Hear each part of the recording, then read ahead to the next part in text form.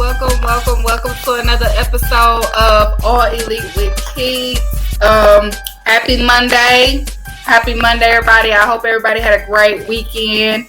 A lot of wrestling took place this weekend from AEW and also WWE. I did watch, Jericho's pay-per-view, Money in the Bank. Hey, girl. I sound like the Mama on Friday. Hey, girl. Yo. What's up, everybody? What's up to the chat? Yes, I did tune in, of course, to Money in the Bank, which was good. And shout out to Tony Khan keeping folks on their toes because people want to have WrestleMania in the London. Okay. We see what's going on. We see what's going on to keep each other on their toes. So, great weekend in wrestling. A lot of discourse happened. I want to address something because I know I kind of had Twitter a little started, even though Twitter's broken, but it still got out. Okay, I made a tweet, but it was on topic with the LA Knight being Baby Rock or whatever, using the Rock's gimmick. And all I said, I didn't even say a name, but all I said was, we got somebody acting like the fake Rock too in AEW, and people just started saying his name. So I ain't said, even though I played the fifth, but I ain't said, y'all did. So we all on the same page.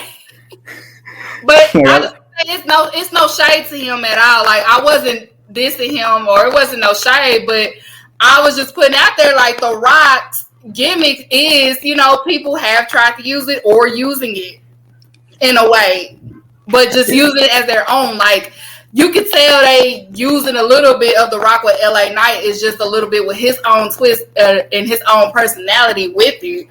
And just like on that side, like we see it as well. It's just, all I said was it wasn't working for him. That's all I said. I wasn't dissing it. I was just speaking truth.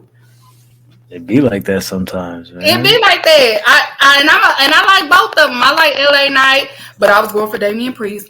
But I like LA Knight, and I also like, I'll talk about him later on the show. I wasn't dissing him. Yeah. Everybody kept saying it was a diss. I wasn't dissing him. I was just saying, like, it's just not working for him. And I just hope CM Punk tells him that. And I feel like CM Punk is the perfect person to tell him the truth. So that way he can, get where he needs to be. Because Cody probably told him, yeah, that fits you. You look the part on some, Cody Rhodes type shit. He doesn't put himself. He didn't put himself into position to have to be the one to do things like that. Because what did he say his first time back on Collision? He said, "Because I am the truth, and I am the one true genuine article." Oh, okay, well, hey, you're gonna be somebody OG, man. You better pick a couple of these dudes and pull them up by their bootstraps and get these dudes out here, man. You feel me? Yeah, that's all I was saying. I was just like, maybe Phil. Just tell him that it's not working. Do something else. It's not working. And also too, I didn't give y'all room to insult him, calling him the pebble and all of that stuff. I don't encourage that. That's not what I didn't leave room for. But it is the IWC. You give an inch, they take a mile. So it's expected. So whatever. But. Are you excited for 4th of July? 4th of July is a day off celebration. I feel in my eyes. I'm black. It's a pagan holiday. It's a day off of work with fireworks, barbecue, fireworks, and a day off. That's how I view it. I'll take that. Liquor time.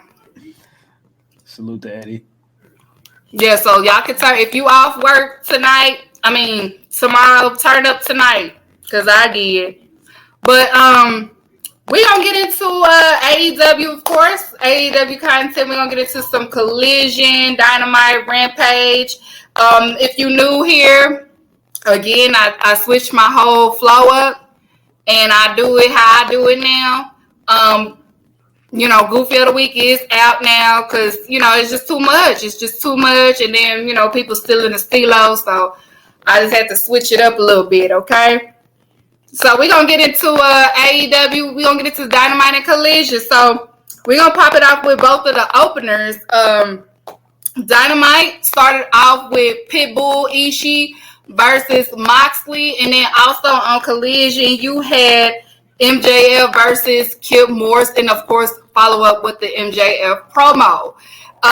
So Moxley and Ishii, great match. You cannot go with these two. These two are a brawler. I love brawl style type matches. I'm into that. You know, I'm from Texas. We do that all day. I love brawl style matches. It was a lot of great counterfalls. Just great all around match. And then I'm going to move over to Collision. Then you had MJF. He faced the local talent out there, Kim Morris, Canadian's own. I just don't see why a champion is facing a jobber, but it's MJF at the end of the day. And then he followed up with a promo, and then that promo was interrupted by Ethan Page. We've been wanting Ethan Page out of that whole Hardyverse. And Ethan Page cut a great ass promo against MJF. This is the Ethan Page that I know, and I was excited to see that. SummerSlam is in Detroit. I don't know if you was on Twitter before Twitter broken, but the bad bitches is in Detroit. Mm-hmm. I don't know if you was on Twitter when they was doing those bad bitches in Detroit thread, but apparently a lot of them on the west side of Detroit. So if you go out there for SummerSlam, west side Detroit is where the bad bitches at. Yeah, it was crazy. That thread was all I like. Where Cash Doll is from, nothing but like that whole thread was. I ain't seen no ugly person in that thread, not a one. Like full, nothing but bad bees. Because they said they kind of shaded Texas girls because they said Texas girls ain't the only one with bad bees, and they did their thread, and I was like, oh, okay. I don't discriminate. Yeah. If you go to SummerSlam. West side Detroit is where the bad bees at. They say that they said the east side Detroit girls be setting folks up. So don't mess with the girls from the side. I guess mess with the girls from the west side. So hide your mans, because if they see a west side Detroit girl, it's over with. Good to know. It's over with. Okay, so so the opening started off with that, a great opener. Now with the Moxley and Ishii, people started coming out. It started getting a little bit chaotic, a little bit at first. A little testy. A little testy. Yeah, it was very testy. Very testy. This was getting high. That defeats strong style. Yeah. But that was more brawling to me in this match. It was more brawl style. But, yeah, so a great lineup opener. Audience, if you're in the audience, y'all guys determine which was the better show. So make sure you keep in mind which segment goes with which. And if, Graham, you keep up. So, I'm keeping track. I got my pen and my pad. And y'all let me know in the chat. So which segment was better? The match with Moxley and Ishii on Dynamite or MJF promo with MJF versus Kip? You decide in the comments. Make sure y'all vote in the comments. Put a big D or put a big C. We banging, okay? D or a C. So he will know. All right, so we're moving on. So on Dynamite as well, you had the Adam Cole segment with MJF. Also another segment, Renee with Moxley. So I put that all together because this was going against the actual match. So in Collision, you had MJF versus Ethan Page. It ended up being a match. The Adam Cole with MJF segment, I really do. I hate, because y'all know how I feel about MJF, but I actually like this. And I only like this because it does remind me of Jericho and Kevin Owens. Again, MJF is taking the playbook out of Jericho's playbook. And it works. It works. I like this. MJF is trying to, hey, bud, we should do this and this and this. And Adam Cole's just not really kind of fucking with it. It's just like, bro, we just, you doing too much. I don't want to hang with you. You're kind of doing too much. Get away from me with the scarf. And you had that, and then it followed up with another backstage segment. It was Renee and her man, because she was trying to figure out what her man, like, my man, like, my man, what's going on? That's hilarious. She's like, my baby, I don't, what y'all gonna do? I'm sick of this shit. Y'all stressing me out. Her acting chops were pretty good here, though. Yeah. She came across really well. She said, my man. You know what I'm saying? She was like, my man, I don't like my man like this because my man, y'all man, my man. She was not feeling that. She told Eddie Keeks, hey, figure it out. I'm tired of being in between this. She said, figure it out. And guess what? She left in the same direction with her man. I know that's hard. I peeped that too. I was like, okay, well, we know what side she's on anyway at the end. Yeah, she said, I'm sick of this shit, but I'm going to my man. You're supposed to do what you're supposed to do. My man laying the pipe, okay? I'm going next to my man. Oh, yeah. Eddie said MJF interrupted Adam Cole's live stream over the weekend. Yeah. Yeah, I saw that. Y'all posted that. That was so funny. He said, can we have matching uniforms, matching gear at our... And he just stopped for the tournament, right? Yeah, some matching gear. Oh, he said, oh, hey, Maxwell, can we have matching... Then he was like, what the fuck? Not him on my stream. He's like, I'm not even Adam Cole right now. I'm supposed to be Chugs. I'm supposed to be doing my thing. I try to keep this thing separate. I like the little bromance, but you know. Yeah. I hate that I like this, but I do like it. It is a little bit entertaining, so I do like it. It was ugly. Yeah. Yeah. And then on Collision, like I said, another MJF. It was MJF versus Ethan Page. This was a great match. A good match between these two. I'm glad that Ethan Page, like I said, got the respect that he deserves in the ring. I saw a little bit discourse because we know Twitter is broken, but the little things that I seen on that Saturday, I was glad to see the Ethan Page, the tweets. And Ethan Page was right on the promo when he said they always call me, and I've said on the show from last year to this year, yeah. Ethan Page is just one of those mid-card heels, and he's always going to be booked because you need the mid-card heels, and he's always been there, even like, you know, to bring up somebody like Hook or to help revamp the Hardys and things like that. You always need somebody like that, and Ethan Page has been consistent. He's always been there on go, and he does his job. So it was great seeing him finally, you know, go for the AEW championship. Which just shows that Ethan Page, you know, you can, you know, if you do it right, he can be up there as like one of the top wrestlers instead of being mid-card. Now, there's nothing wrong with being a mid-carder or nothing like that because, like I said, you need those. But he just showed that, yeah, if you put me out there, I can deliver as well, just like any other guys that's up there. So I was great. I was happy to see that for Ethan Page. So if you're in the chat, put your big D or you put your big C. For which one had the better segment on either show, okay? Moving on. Also, you had on Dynamite, you had the trios match, Orange Cassidy, Keith Lee, and Vikingo versus Jazz. You know, Daniel Garcia and the two minions, as I call them. And then also on Collision, you had the Owen Hart Foundation tournament quarterfinal. It was Powerhouse Hobbs versus Dustin Rhodes. Both now, the trios match, it was really fun. We saw Keith Lee. He dyed the gray hair. He don't look old no more.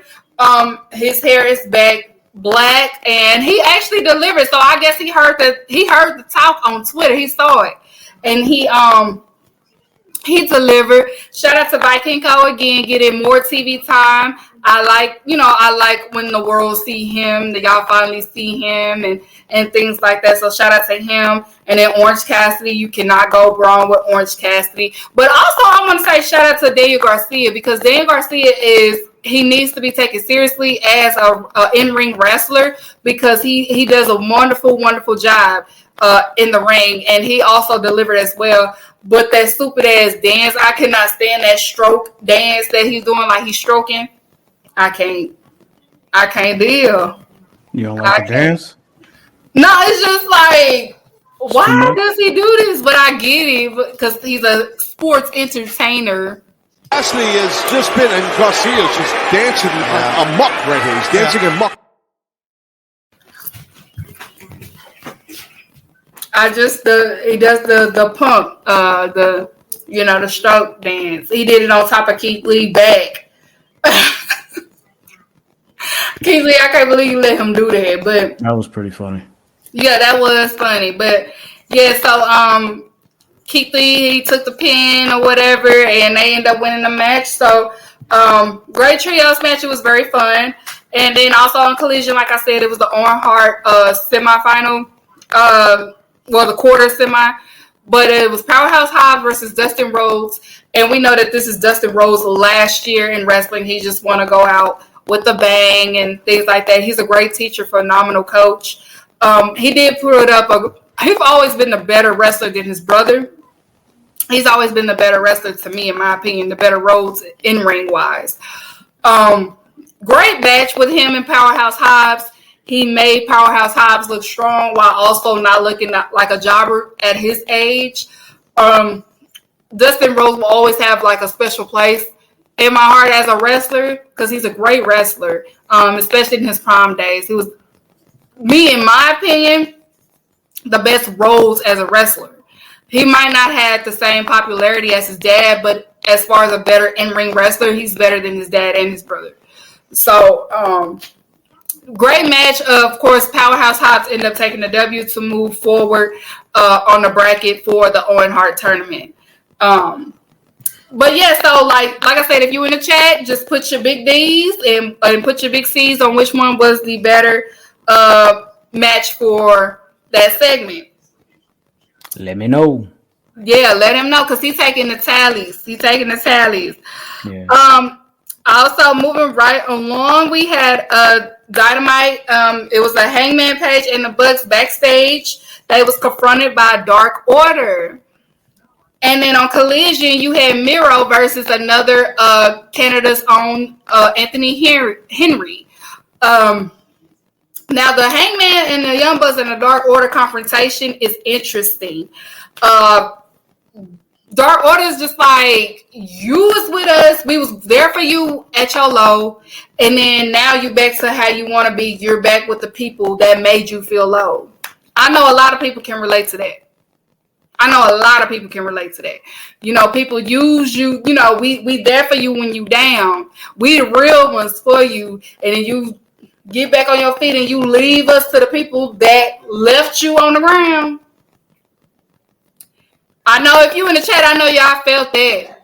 This is the first, I was just like, Dark Order kind of have a valid reason. And then I'm like, hey, man, I get it. You wanted your friends back, but that's not how you do people. Yeah. You don't do people like that. Like, I feel like, if you're not like if you're just like kind of like on the outside looking in, like just like a casual viewer, you'll probably look at that as like, oh, okay, like the Dark Order is being like annoying, you know, because this is not like the first time they've brought this up. But if you're paying attention to like the small details of the story, there has been a few instances where Hangman is just like, I mean, y'all cool, but y'all only really cool because my niggas ain't really my niggas like that right now. Like, it wasn't like y'all cool because I really rock with y'all. It was like y'all cool because I ain't really got no other friends right now, and I'm down and I need somebody to talk to. Oh, that sounds like the life of Keeks. That's crazy.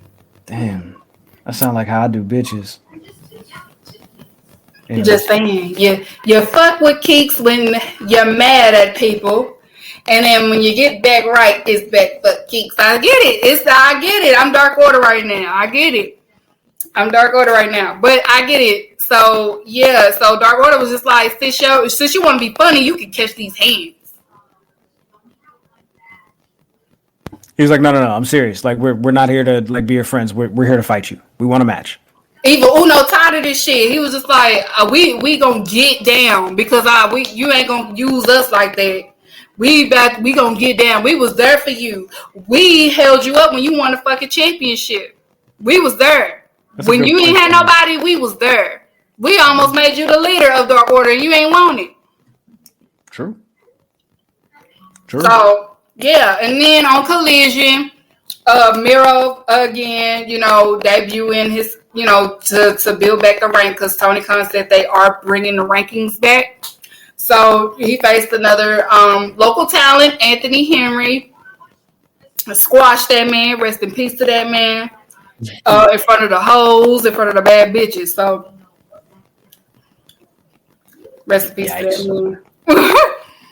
Yeah, so we just showing, Miro his skills or whatever. So not much to really dissect on that because I don't want to call that man a jobber, but it was just one of those type of matches. So if, like I said, if you in the comments, put your D for the D and put your C for the C. This one is Keeks. He's not a jobber, but this was an enhancement match. Yeah, okay, enhancement.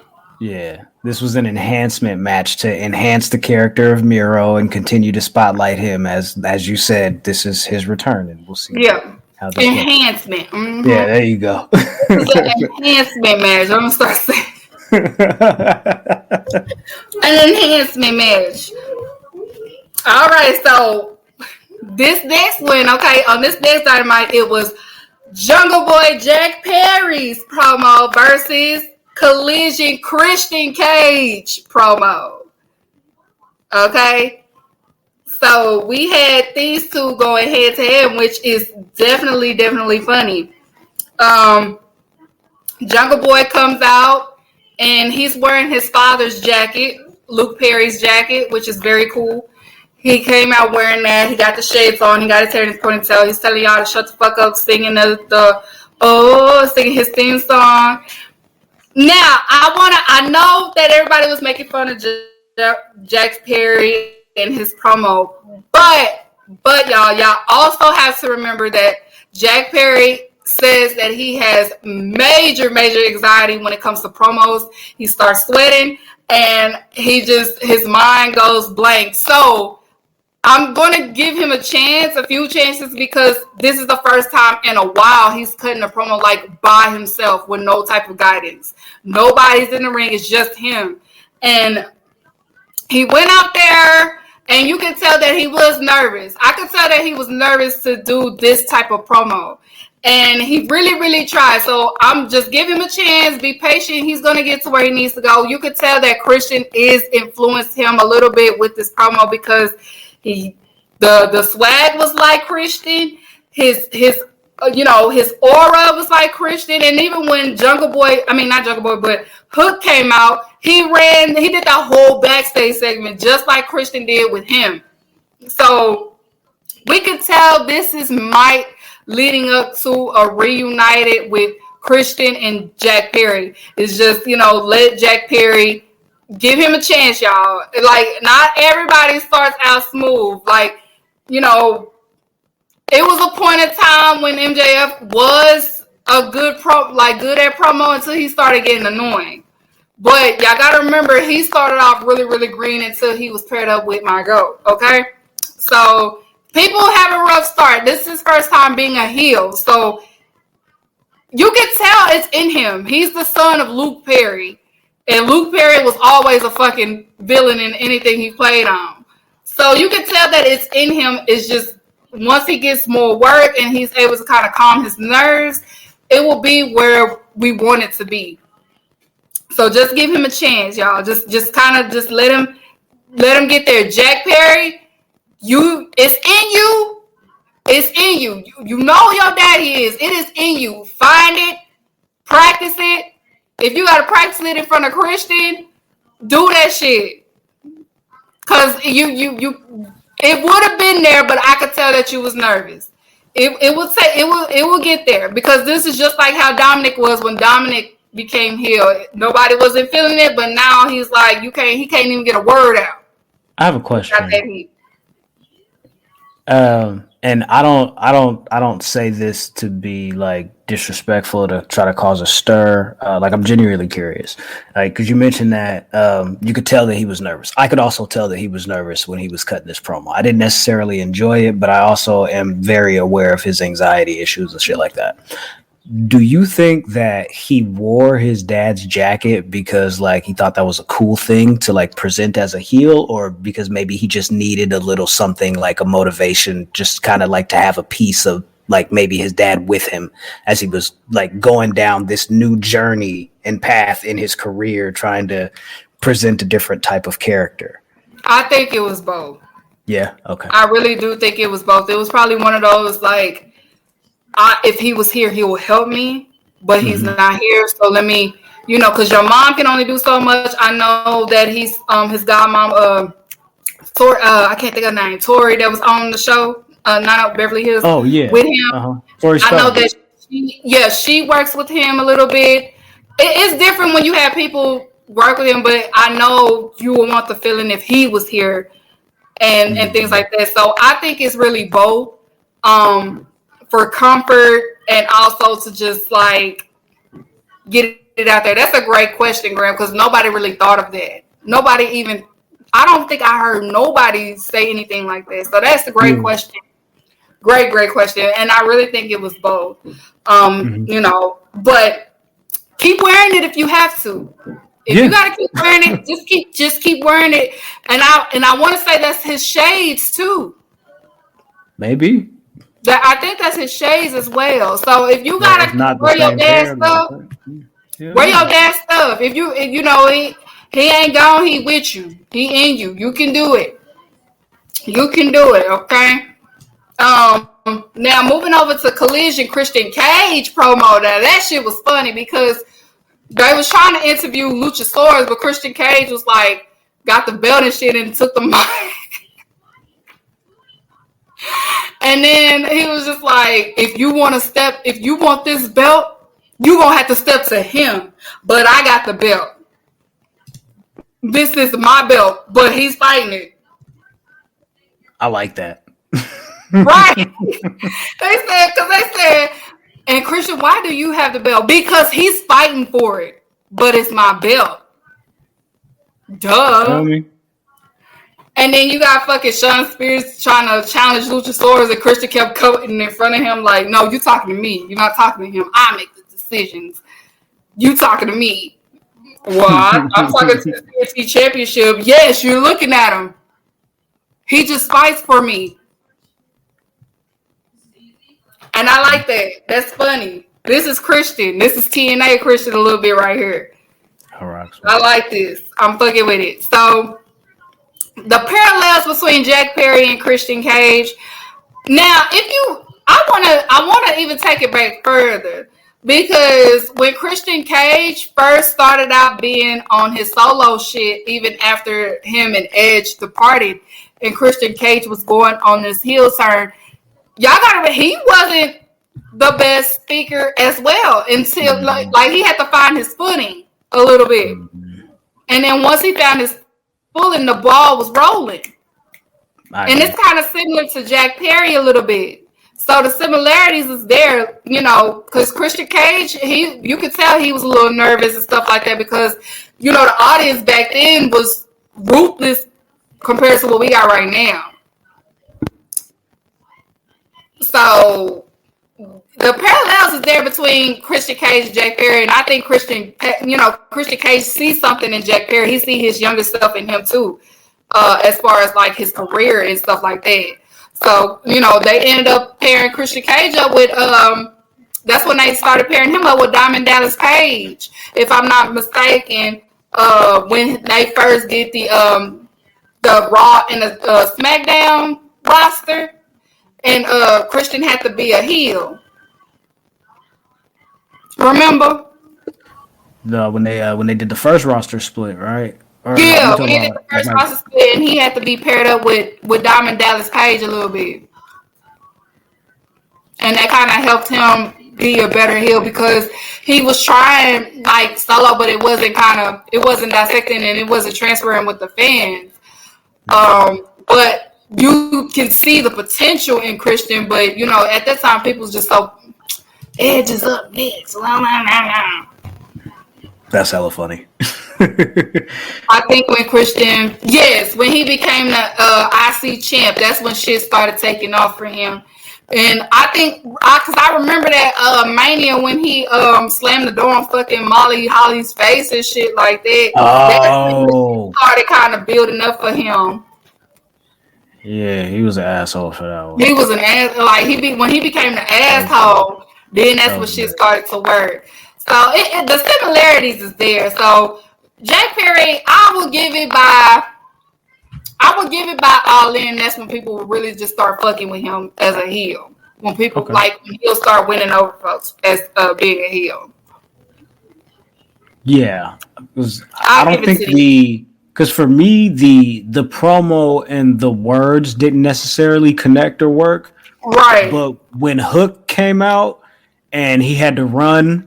And he was running through the arena, looking back, trying to, he was doing like that chicken shit here. Like, okay, I got to get away from it. I was just talking shit, and I know I can't really do nothing about that right now. Like, I'm going to try to figure out a way to fuck him up, but right now I'm just talking. Right, just give him out here. Just let him be. If Tony, if you looked at 90210, just let him be an asshole heel, but on some swagger shit, just like his daddy. Yeah, his daddy was an asshole, but I could get the hoes. I can get the hoes. I'm an asshole. Tony got to let him cut promos like at the Beverly Hills Hotel, just like it's about like poolside.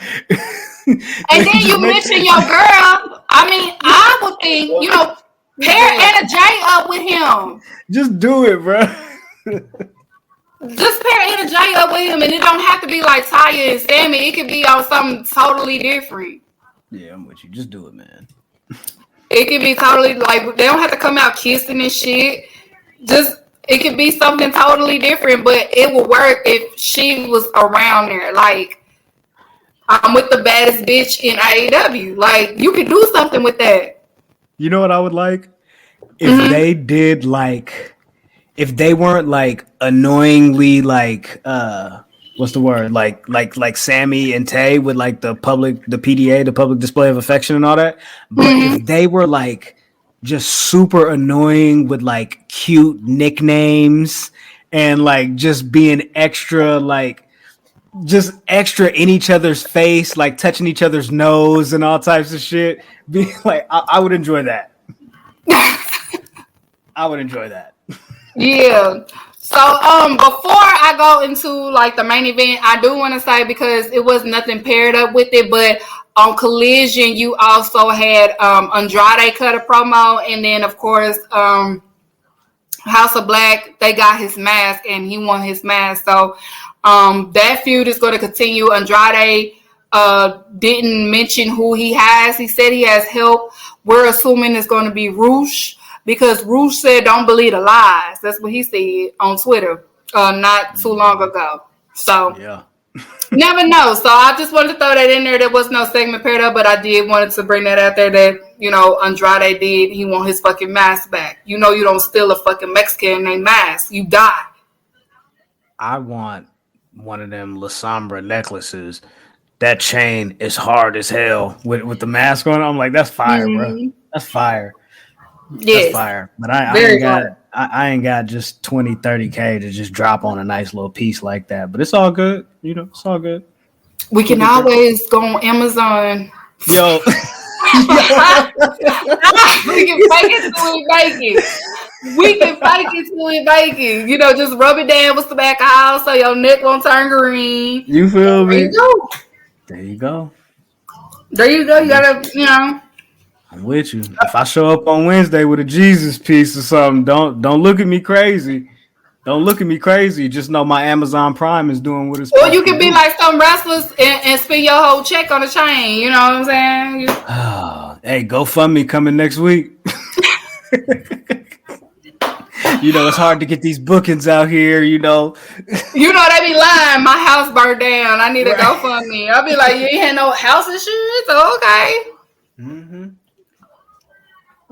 Just saying. All right, so we gonna get into The main event, like I said, y'all know I do women business separate. I ain't miss nobody. I do that separate. The main event on Dynamite, you had the Tornado Tag Team Champion. The Tornado Tag Team Grudge match. We gotta go back. Why? Because the Dark Order and Elite match. I keep forgetting shit. Okay. My bad, y'all. Not the main event right now. My bad.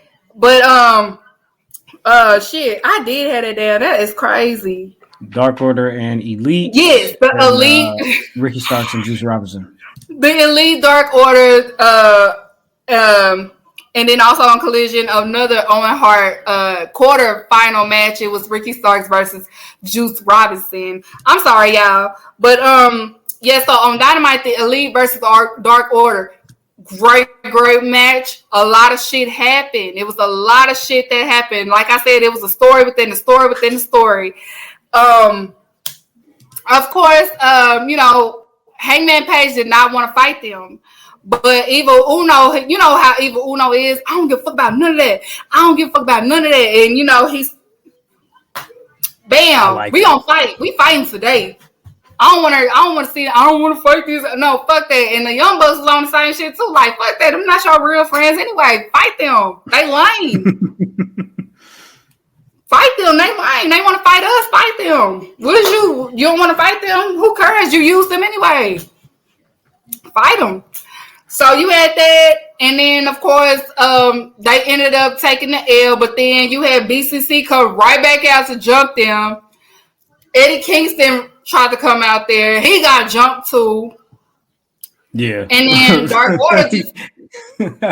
Hey, he got hit with that Draymond stomp.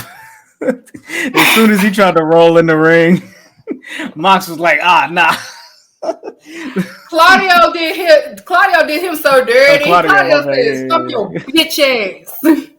Bitch, what you mad at me for? Keep my name out your mouth." Claudio spoke the fuck out of him, and then Dark Order, they just looked at Adam Page like, we don't care. And Adam Page is just like, Titanic music just started playing. There's nothing I fear. It's like, fuck you. Yeah. Adam Page could not believe it. How dare y'all leave me? Like, what you mean? What you mean you did them dirty for so long? Like, what you thought? They have to look out for them at the end of the day. You ain't been there for them. Mm-hmm. In there. Oh, they popping fireworks. I hear y'all. But it was crucial. They was just, it was a great story within the story within the story. So BCC still on that jumping shit. They cannot stand the Elite. Claudio can't stand Eddie. Eddie can't stand Claudio. It's almost like the way that Claudio be looking at Eddie Kingston is so funny. He just be like, rent free. So this is where we got the announcement of Blood and Guts, I believe July 19th or 15th, Dynamite in Baltimore. In Boston, TD Garden. Who's in this match? Because Bryan Danielson's injured. His arm is broken. This is 4-on-4, 5-on-5. Do we have the team set yet? I might have missed that. If so, they probably replace it with Tanahashi. Soup. Takeshita. Okay, so he gonna come in and do. Okay, cool. I forgot about Soup. Yeah, you're right about that. Okay, cool. And then it'll be against, Kenny. It'll be Kenny. It'll most likely be Kenny, Adam, and the Bucks. Eddie Kingston's not going to be in this match? They might do so. I don't know. I don't know how they'll have it. Are they going to kind of maybe like pull Kenny away from this after this week? Because he's got that match with Yuta. And I don't know. It'll be interesting. You got to remember, Eddie Kingston don't really fuck with the Elite like that. Yeah. Andy coming in just on time. Eddie don't like nobody though. You right. Yeah, that's what I said. Right. Eddie, I'm addressing all my enemies. Right, yeah. I gotta remember that. Yes, that's pretty much. I got a question for the New Yorkers. Why do y'all never just be happy? What's the problem? Like, if Forbidden Door, they won the match, but he was still mad. I was just like, I think they overpopulated. It's a lot of people. They just be getting in each other's way all the time. New York probably smell like like a wrestling arena, like all the time. Bunch of niggas musty and shit. I be having fun. It's just a lot of people, a lot of body odor. Not to say niggas stink, but they rude too. Cause when I fresh out the airport, I'm in the airport. I'm like, excuse me, ma'am. You know I'm Southern. I say, ma'am. Excuse me, ma'am. Do you know where the ma'am? And I said, yes, ma'am. Excuse me, ma'am. Do you know where the fucking luggage pickup is? And we getting into it. And the man was like, oh, you not from here. I could tell by your accent because you said y'all so loud. Because she young too. I'm like, and I'm just asking you a fucking question. I'm just asking you. But yeah, so Eddie Kingston was bad. You know, he don't fuck with the elite like that. He already said he don't like them. They just like, okay, let's join the. No, Matt was like, join the club. Right. You're gonna have to fall in line with that, buddy. You ain't the only one, my boy. Right? Like, okay, that's okay. So I don't know. They might do Eddie Kingston, but Eddie Kingston's in that G1. So I don't know how to do it. He's in the G1. I don't know. That's true. Yeah, that's true. He is in the G1 tournament. I don't know how that's gonna happen.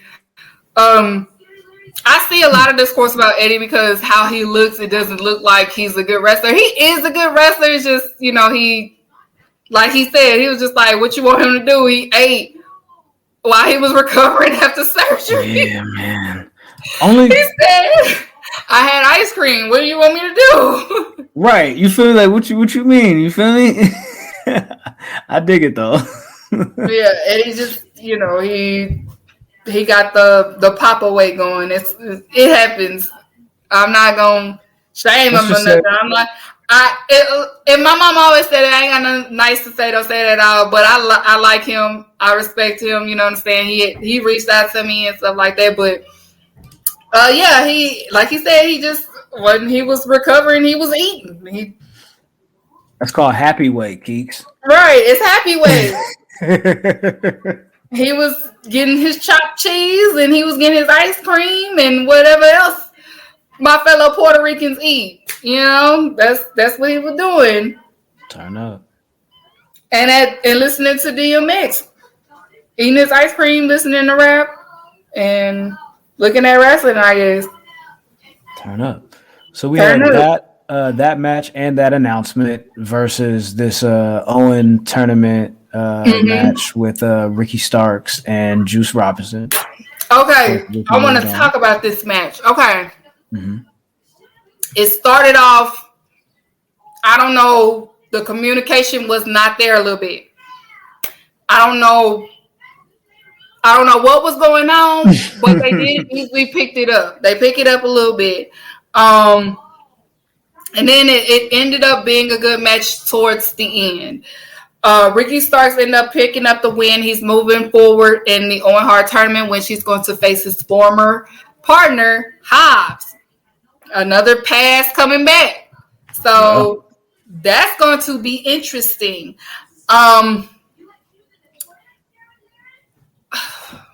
Juice Robinson, he kind of won me over a little bit in this match as far as he's a great worker. I can give him that. And he's starting to grow on me a little bit. He's starting to grow on me, Juice Robinson. I don't know. I just still don't know about him, but he's starting to grow on me. I'm still giving it time.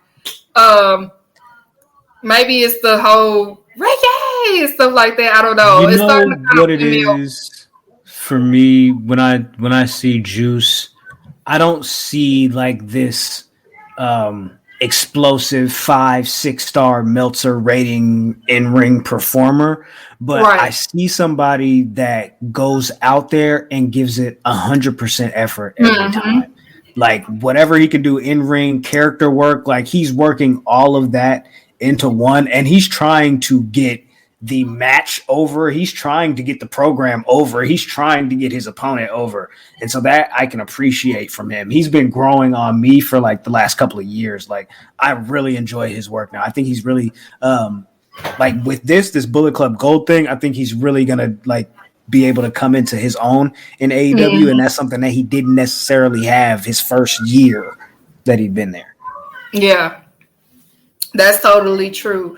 Because Bullet Club Gold is doing a great job. And Jay White is finally finding his footing as well in AEW. He always had his footing. But I think AEW is really good for him. Bullet Club Gold is really good. Them adding the guns to it is really good. I saw somebody said they really need to add El Phantasmo. I would not mind if they did that too. But, you know, he's still wrestling in Impact. El Phantasmo, when that shit is over, bring your ass to AEW. You know what I noticed? I like El Phantasmo. He has a shirt that he dropped recently. It's his El Phantasmo Bullet Club version of his shirt. It's black and gold. So maybe that's a little... What do they call those things? Like an Easter egg or like a hint to what's going to happen? Or what y'all be saying, long-term booking. There you go. Long-term. Yeah, so we're going to have Ricky Starks versus Powerhouse Hobbs. Me, personally, I feel like I already know what this is leading to, Ricky Starks versus CM Punk. Because CM Punk probably wants to revamp Ricky Starks, which... we have been wanting for a little bit because, like, my discourse on Twitter, like I said, it was not a dig to him. I just feel like it's not translating. And this is perfect for him because Cody Rhodes do not need to be his OG. I'd rather him have Phil than Cody Rhodes as his OG. So if CM Punk wants to revamp Ricky Starks, then I'm all for it. But if this means to revamp Ricky Starks so you can win, then I'm going to say some shit.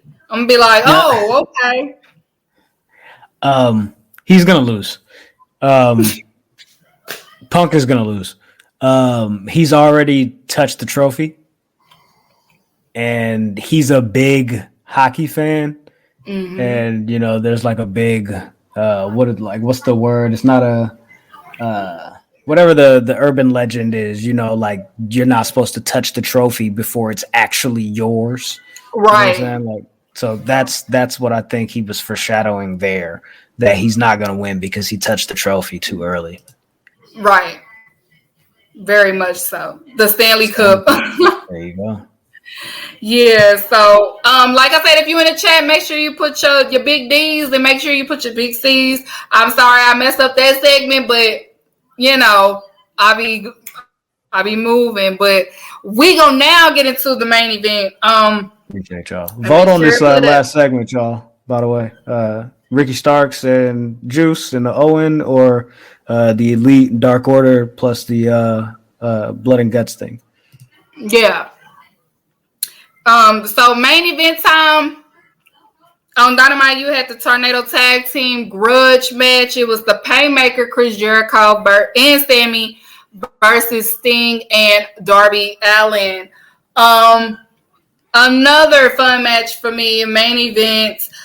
Sting doing Sting things. If you wasn't watching WCW, because I know some people like, I can't believe Sting doing it. I'm like, y'all, Sting used to do some risky ass shit in WCW for no fucking reason at all, just because he wanted to do it. This is the same man that came down from the fucking helicopter and shit for no reason. Like, it's Sting. But it's just the fact that he's still doing this at like 63. He jumped from the fucking ladder, landed on the table, on the edge of the table. I scared the hell out of me. Sting, don't do that no more, please. We still need you here. You don't got to do that. But also, again, shout out to Jericho because Jericho, rightfully so, put him over. He was able to do the walls of Jericho on him, which he always wanted to do on Sting, and he was able to do it. But yeah, so he ended up taking the pinfall for it. And again, another crazy, risky match for Sammy Guevara, Jericho, Darby Allin, and Sting. Also, Collision's main event, and of course, CM Punk came out to announce. He was part of the announcement team for this. Mixed reaction from the crowd. You heard some boos, you heard some yays.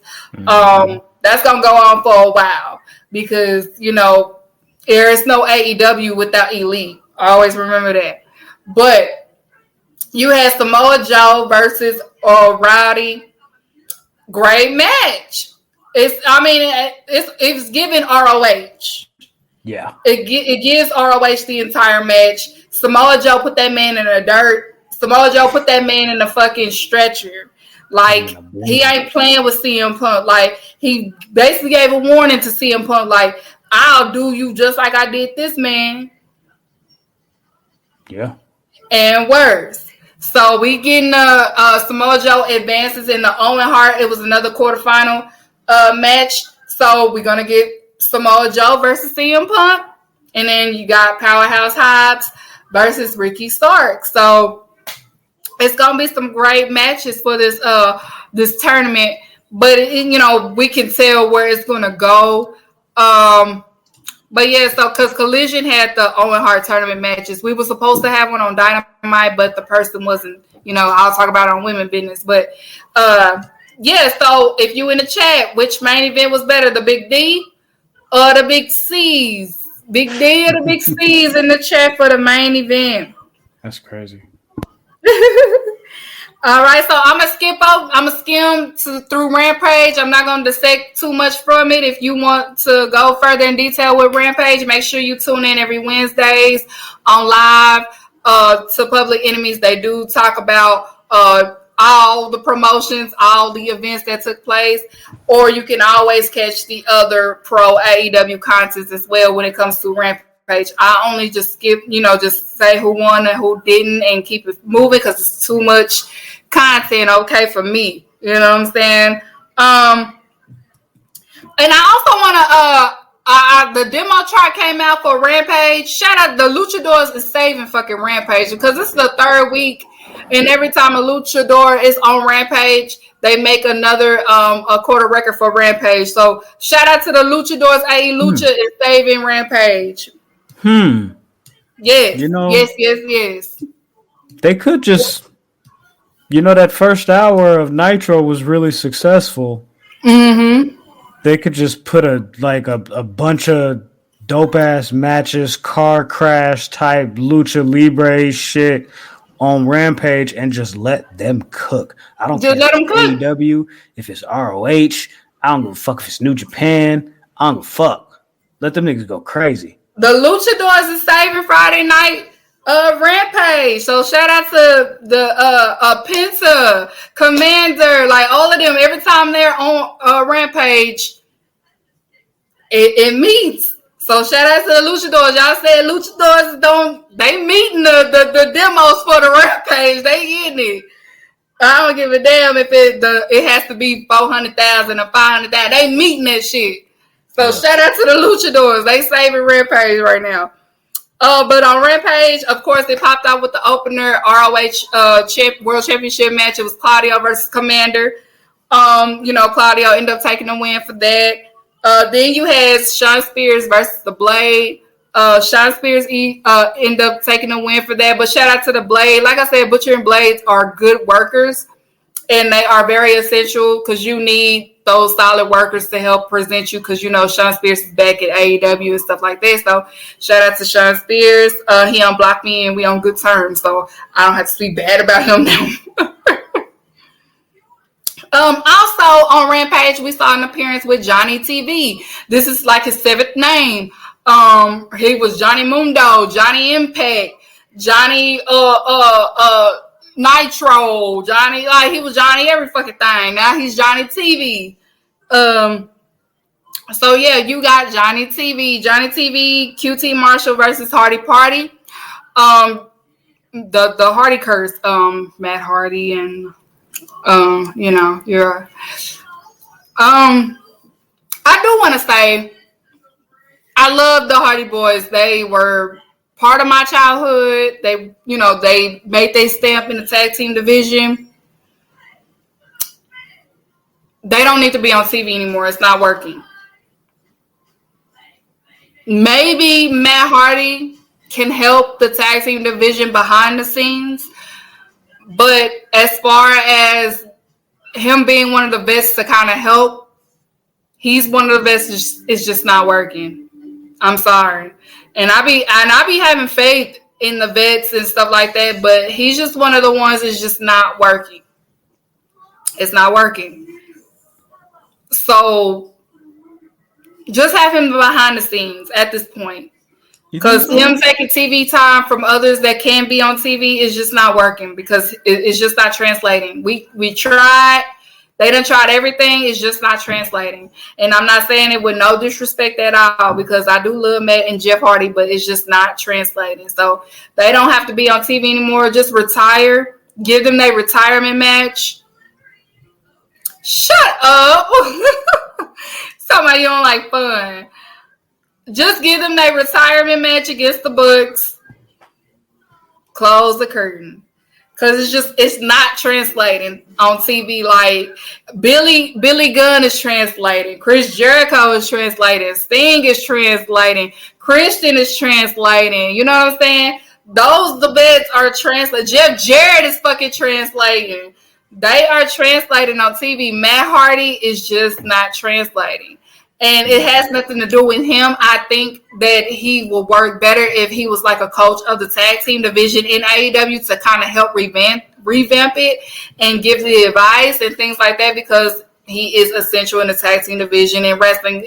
And that's not debatable. We know Hardy Boys is top 10, okay? That's not debatable. They are impactful. But him being on TV and things like that is just not translating, and it's time to kind of close the curtains on whatever that you're trying to do because it's not working. And it's no shade, like I said, it's no shade disrespect to the Hardys. It's just not working right now. So just like I don't know, like I think because like right now, like with Jeff being out because he can't necessarily be in Canada.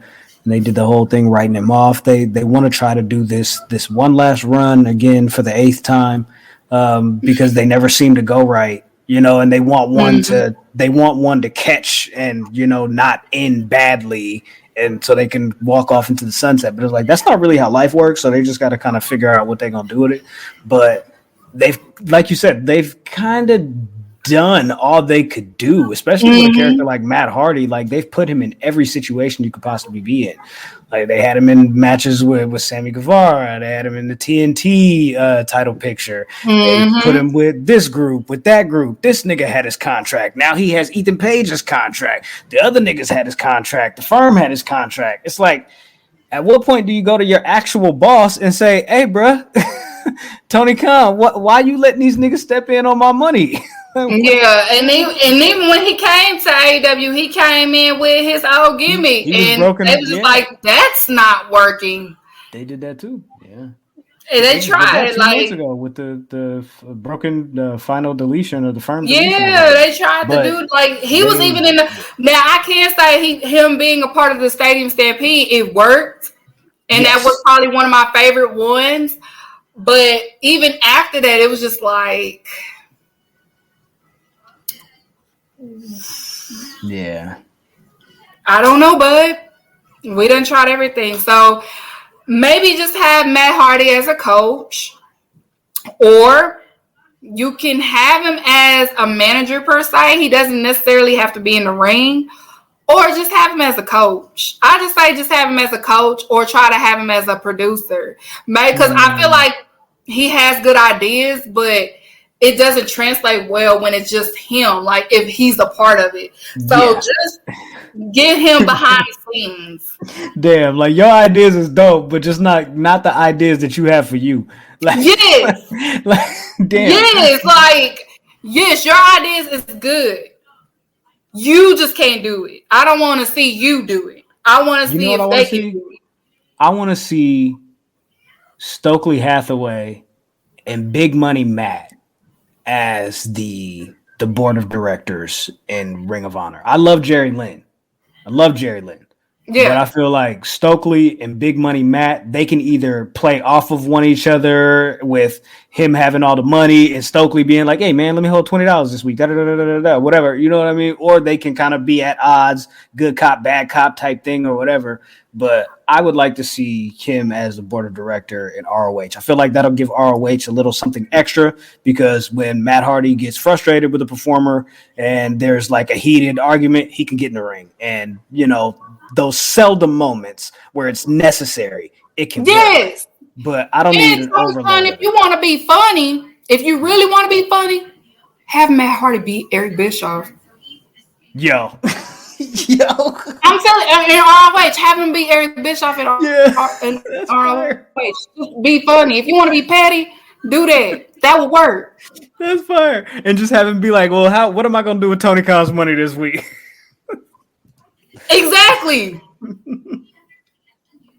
Do that. Do it. I would have him get on a motorcycle in the ROH, in the honor zone or whatever you call that shit. I would have him bring a motorcycle in the middle of the ring and call out Tony Khan just like Eric Bischoff called out Vince McMahon for a fight and be like, nah, Tony Khan don't want to come down here to ROH. Me and Stokely running shit. Like I would fuck with that. Turn him into Eric Bischoff. Yes, do it, Tony Khan. Do it. Make him even more mad. Like, do that. You got to do it. Do it with Matt Hardy.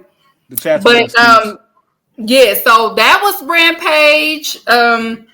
And of course, I will get to Rampage main event because it was part of Women Business. Now, let's get to Women Business. Play the Women Business thing. You got it. This is what you need to do. You need to stay out of women business.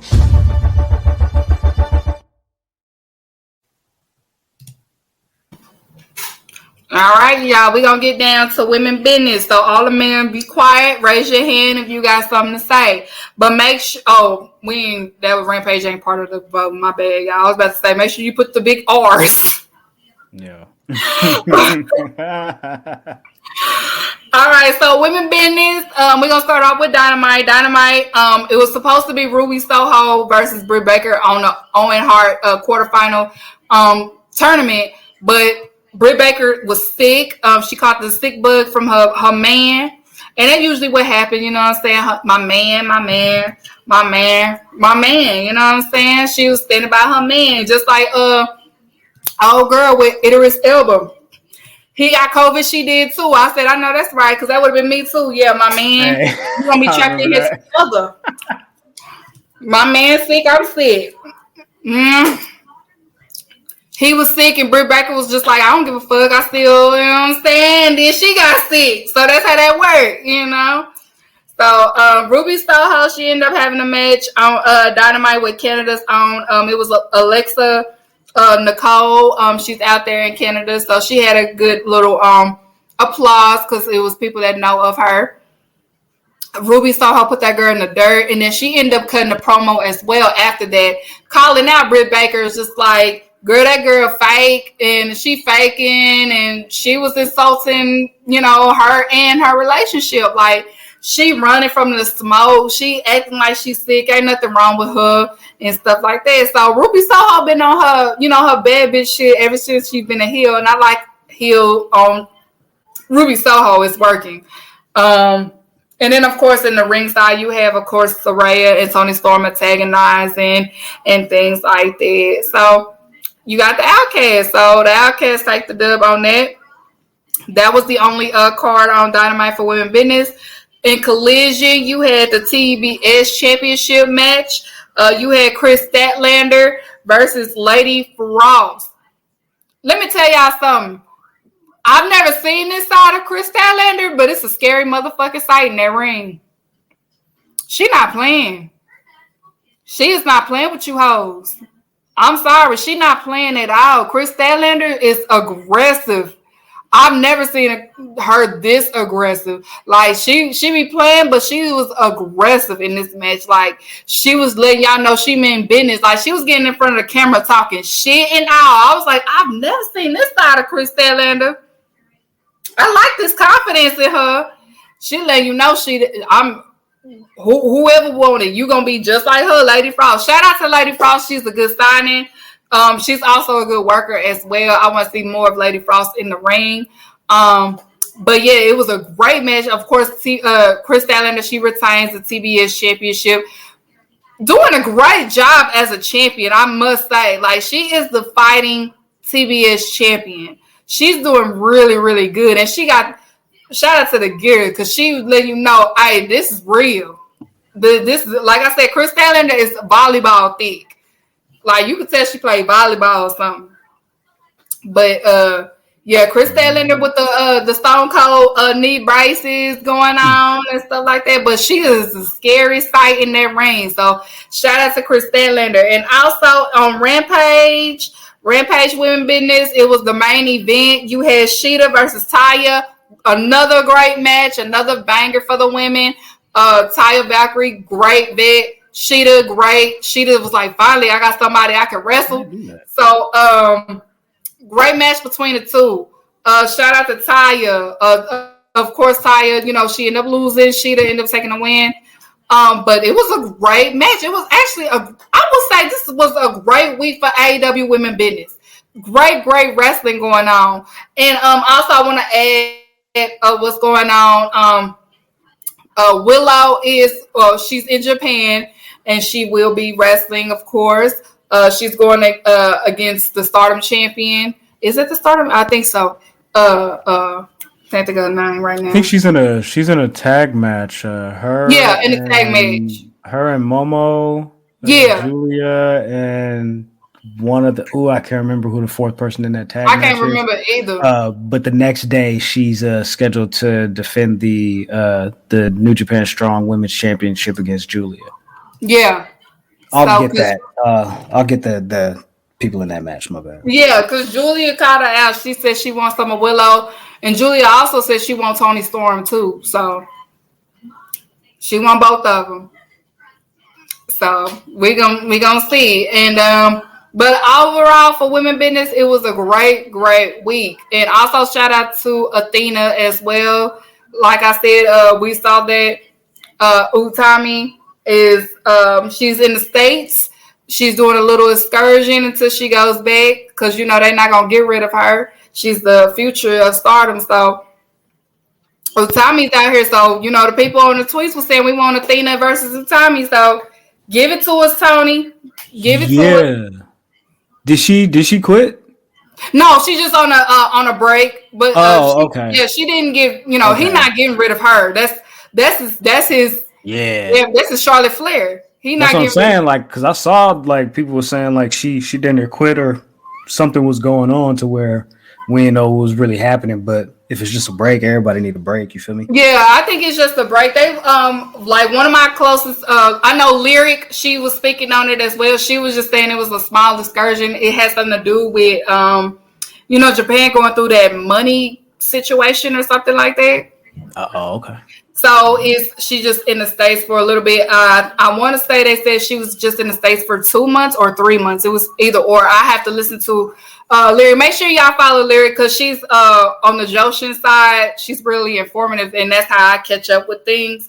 So she tweeted something in regards to that, but she was just saying she's not let go of Stardom because they, you know, she's next up after Julia again. But she's just on a mini excursion in the States. Okay. And know, so I guess just match, to fight people. Sorry. Women Business, my bad. Oh no, she was saying I guess to fight people that's in the States that she wanted to fight, or just to get her prepared for the pay-per-view that's coming up. Okay, so the match for the Independence Day New Japan Strong is Momo and Willow against Julia and Thekla. I hope I'm pronouncing that correct. Please don't kill me. Thekla. I don't want to be disrespectful. You feel me? Right. I'm not too familiar with her. But then that's that tag match, and then of course again Julia and Willow the next day. Those are both this week. I feel like that's when Sasha comes back. I mean, not Sasha, Mercedes. Ooh, how rude of me. I feel Speaking of, hey, I got a question before I shut up again. When we talking about people that are, maybe going away or taking breaks, coming back soon, Jade. What are your thoughts on this Jade thing with her saying, "Oh, life outside of the wrestling bubble is nice. I might stay here." You've only been inside the wrestling bubble for 2.5 years. Like it's not like you had a long time to where you don't know, what outside of the bubble is. With Jade, and even Drip has said it too, but with Jade, I feel like she may be done with wrestling. Jade, this was just another way for her to get more interactions outside of wrestling. I really think this is a phase for multiple reasons. One, wrestling scare the bad bitches away, for one.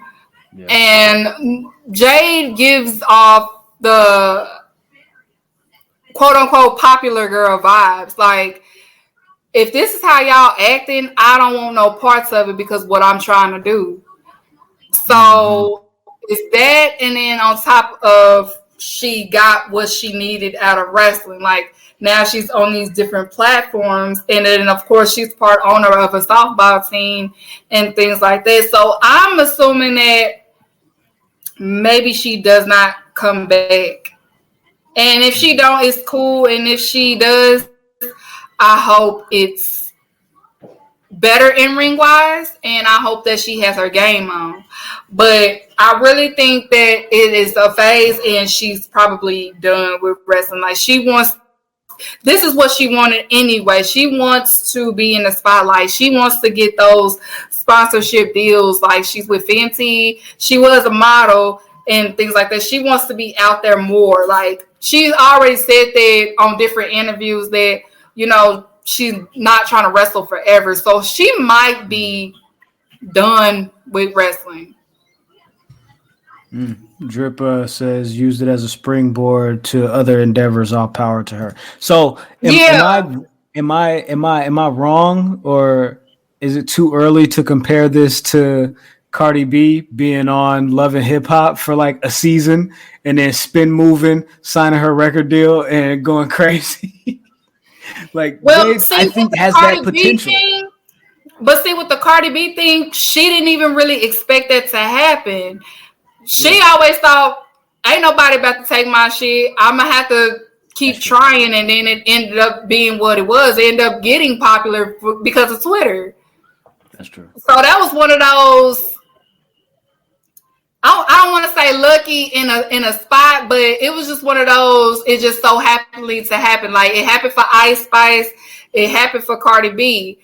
Because she didn't even think that shit was going to take off the way it did. So I don't think it has nothing to do with that. It helped, but I wouldn't say just used, because she's always humble to Mona Scott prior to shitting on wrestling like Jade is doing. Because it's just I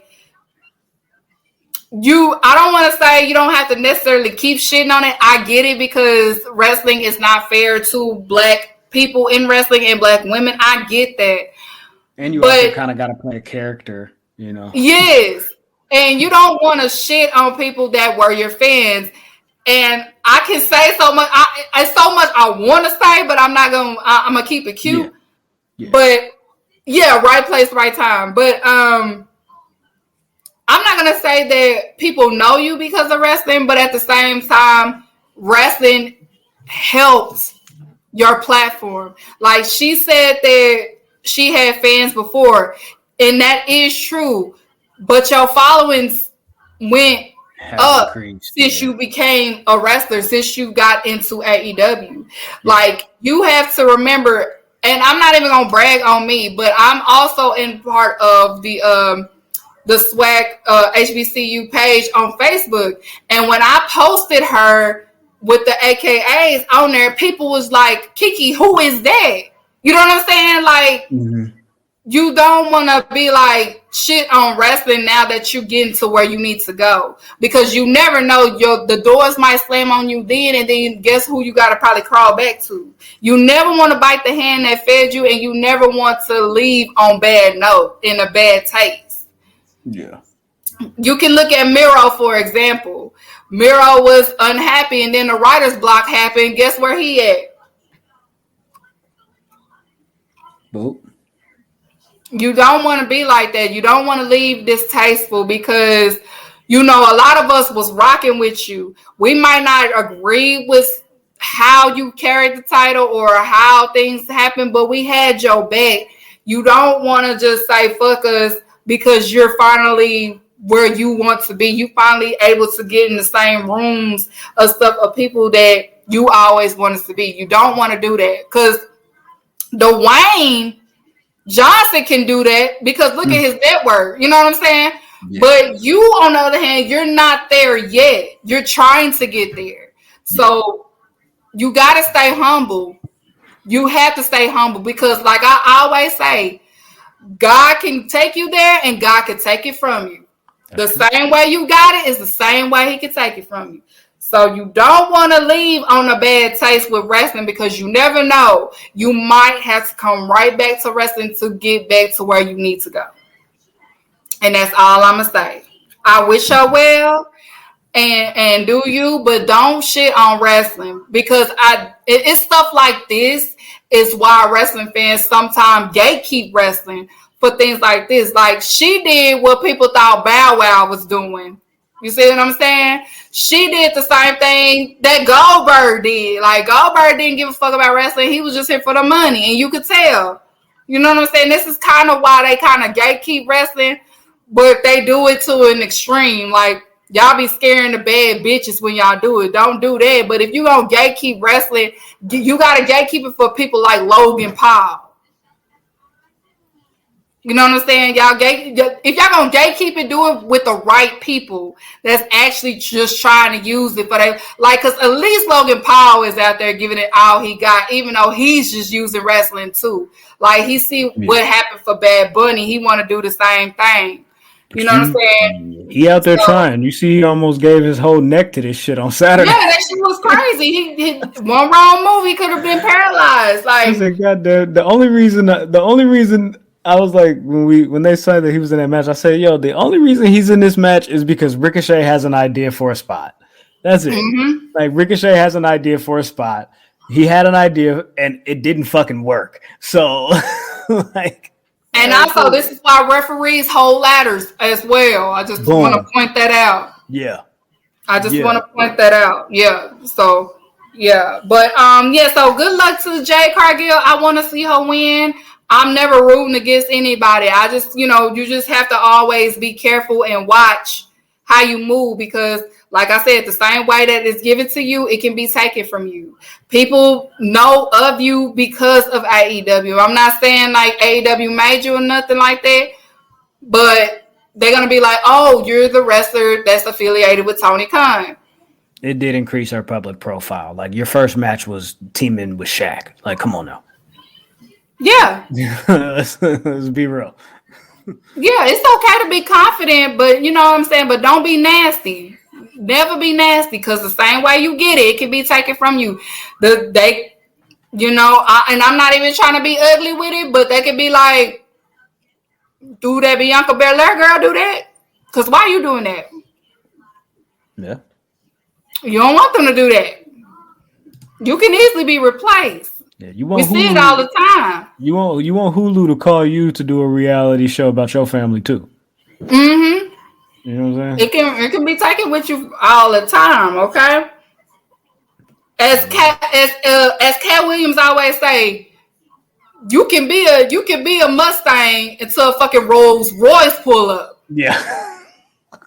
And then you just looking stupid, like, I don't even want to be on this block no more. Exactly. You can be a Mustang until a Rolls Royce pull up. Like, that's how life is. That's it's free game. So I'm glad that you at the Essence and all of this other stuff. You at the BT and good. I like that shit. You part on the other softball team. Good shit.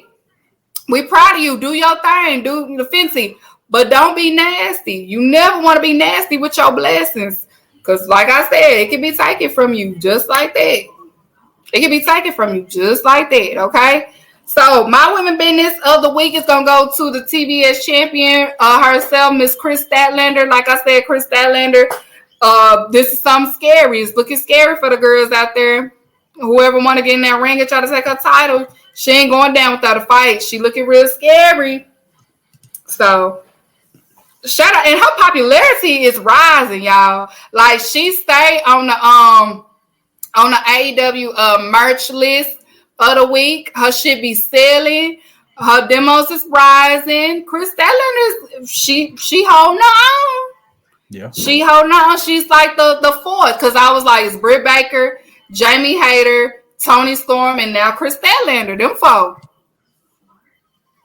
They numbers and money right now. Numbers and money. That all four of them. They matching. The math is mathing. It can be done. You just got to put the work in. And Chris is putting the work in, and her shit is growing. So that is my women business of the week. Is the champion. She holding it down. All right. So now that we about to wrap it up, Graham, who was the damn program of the week by the fan checks in the chat? Who did they go for? All right, let me get my final tally and look back, make sure. Right.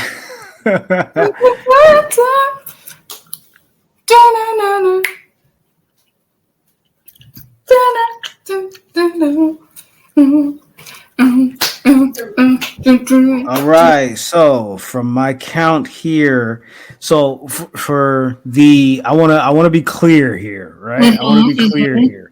One of these segments got the same amount of votes, and that was the Dark Order and the Elite and Ricky Starks and Juice Robinson. Oh shit! Okay, so I'm gonna have to. Okay. So there's like a half point here. So we tied. No, we're not tied. Oh. Collision wins this one. It looks like 4.5 to 3.5. I mean, if you want to take away the half point for them tying. No. I ain't taking it out. Because otherwise, because I didn't know how to score that one, but that one was a tie. So, but Collision did get one more point this week. Then so the Collidas take the battle of this week. Last week it was Dynamite. This week is Collidas. Okay, the Collidas. You calling them the Collidas, yo? That is crazy. No, Tony Khan called them that. Oh, I love that. Yeah, he said the Collidas. Because he saw the discourse going on with the Dynamite gang and the Collidas. So he was like, oh, okay, so the Collidas. Oh, yeah. Shout out to the Collidas. That's fire. I see you, TK. That's all right, Dynamite gang. We're going to shake back, y'all. We lost this battle. We're going to take a water break. It's okay. Shout out to the Collidas and the Collision gang. Shout out to the Collision gang in the chat. The Collidas, y'all get this. Y'all get this. Y'all won this round. Y'all won this round. So shout out to the Collidas. So make sure y'all keep tuning in to Dynamite this week. It should be interesting. They announced some cards. Twitter is broken. So if y'all didn't see it, it's okay. Make sure y'all follow my Instagram though, because I'm gonna start posting more since Twitter is broken and damn near in the mud at this point. But I'm going to start posting more on my Instagram. My Instagram is All Elite with Keeks on Instagram. But, we got the Dynamite card. And they also did the Collision card. But they haven't made a graphic yet with the Collidas. So we'll see the Collida card Wednesday. Yeah, because on that is the CM Punk and Samoa Joe semifinals match, and then Ricky Starks and Powerhouse Hobbs, like you mentioned earlier, and also Athena and who's she facing next in the tournament? Willow. Yeah, then there you go. Yeah, so there you go. whenever Willow is done. So yeah, Athena versus Willow gonna go. Ooh, that's gonna go stupid. Oh shit! And Athena just shout out to Grapsity. Athena has an interview coming with them this week. Yes, and I'm gonna listen to it. Yes, so that's good. Ask the right question. Phil said he asked the right questions this time. He saw me yelling and fussing about people not asking the real questions. So he said that they asked the real questions. That's what's up. But yeah, shout out to Grass Soda. They do have an interview with Athena, so I'll be listening to that to see what's going on. But yeah, so shout out to all y'all in the chat that voted. Thank y'all for participating again. That ain't no damn fireworks. I don't know if y'all heard that. That's a firework, bro. That's not a fire. Just look outside the window. Uh-oh. And finally, the last match on Collision is FTR and Juice Robinson versus Jay. Okay, baby. Juice. Okay. Are we going to see them? Yeah. So okay, I will take you to see fireworks. Okay, but yeah. So thank y'all for tuning in to another All Elite with Keeks. Make sure y'all tune into Dynamite, Collision, and also Rampage. Make sure you tune into ROH as well. Make sure y'all subscribe to Public Enemies. Make sure y'all tune in every Wednesday. They are back. The gang is back. Yeah, so we know Twitter is broken, so make sure y'all follow all of us on our Instagram. I will be posting more frequently on my Instagram since Twitter is broken. Say hey to my baby. She said hey to y'all. Don't be rude. There you go. Uh-oh, what's happening? Good. She said good. Make sure, yes, like and subscribe and get my Getaway Music gram. Bye. You've mentioned a couple names recently. Who were they? Listen, man. They call me the problem, but you could call me the can man, because anybody can get it.